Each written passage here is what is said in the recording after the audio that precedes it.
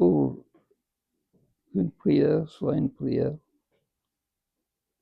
les Hachamim nous ont prescrit que la prière doit être dans un lieu défini, qu'on va appeler Bet HaKnesset, où tout le monde se réunit.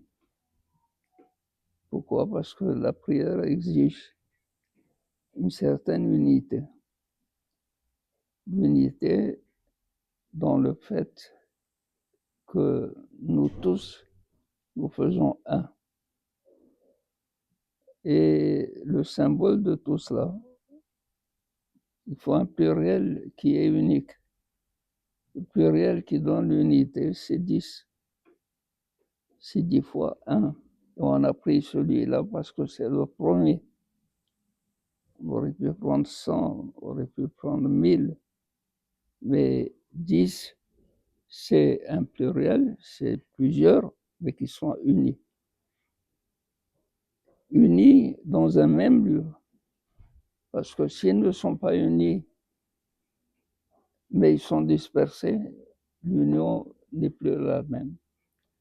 Alors, c'est pourquoi, pour qu'une prière soit une prière, il faut la faire dans Bet HaKnesset et avec un tzibour.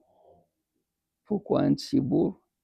Parce que dans le tzibour, il y a une certaine unité. Il y a le tzaddik, il y a celui qui est Benoni, il y a celui qui est Racha. Et tous font un pour célébrer Akadosh Baruch. Et d'ailleurs, le langage de la prière, c'est un langage qui n'est pas du tout au singulier. C'est toujours un pluriel. C'est pour cela qu'on a dit hier, celui qui a un Bet Knesset dans la ville qui ne le fréquente pas, Nikra Shachenra, un voisin mauvais. Et je vais vous donner un exemple que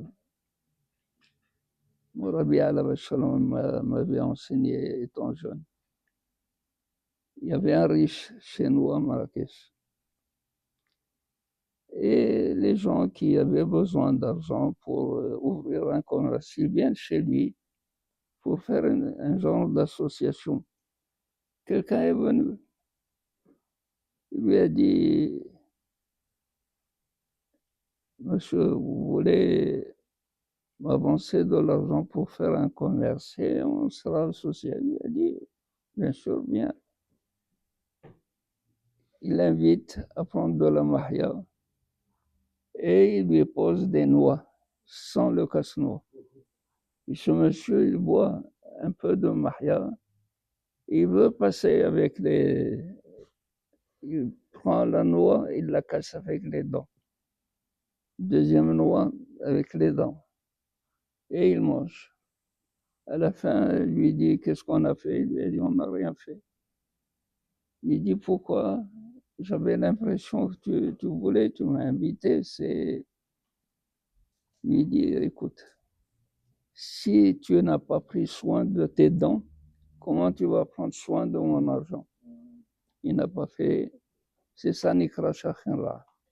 À partir du moment où il ne pense pas du tout à l'autre, parce que s'il venait en Bet Knesset, il va prier pour lui, pour son voisin.